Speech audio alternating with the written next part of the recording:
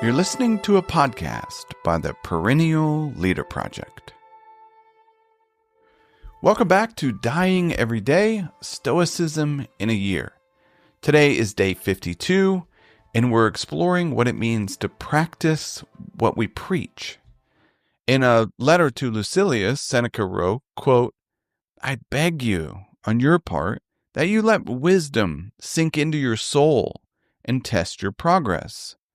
Not by mere speech or writings, but by stoutness of heart and decrease of desire. Prove your words by your deeds. Philosophy teaches us to act, not to speak. It exacts of every man that he should live according to his own standards, that his life should not be out of harmony with his words, and that further, his inner life should be of one hue, and not out of harmony with all his activities. This, I say, is the highest duty and the highest proof of wisdom, that deed and word should be in accord." Unquote. And this passage is adapted from a letter known today as On Practicing What You Preach.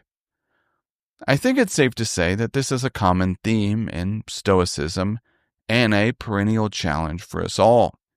It was even difficult for great saints like the Apostle Paul, who said in Romans 7:15, quote, "I don't understand my own actions, for I don't do what I want, but I do the very thing I hate." Unquote. To the question, how does one align their actions with what they believe to be the highest good in their heart, the Stoics might respond similarly to the cliche, "How does one get to Carnegie Hall?" Practice, practice, practice. The Stoic philosopher Epictetus made a similar point by connecting philosophy to the Olympic Games. He stressed that now is the contest. Now is the Olympic Games, each and every moment of every day. And he pointed to Socrates as an example. He suggested, quote, "Socrates became perfect in all things, improving himself and attending to nothing except reason. Although you are not yet a Socrates, you ought to live as someone who wishes to be a Socrates." Unquote. Stoicism is a way of living, not a life hack.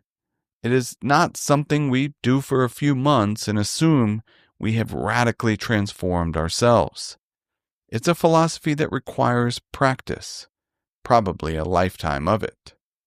As a daily exercise, consider reflecting or journaling on the areas of your life that don't exactly align with the highest good. You might ask yourself, how can I remember to test my progress or ensure that my word and deed are in harmony? Thank you for listening to Dying Every Day, Stoicism in a Year. I hope you found something useful for daily life. If you enjoy what we're doing here and want to support the project, consider becoming a Perennial Meditations member. And finally, as always, I urge you to put what you heard into practice.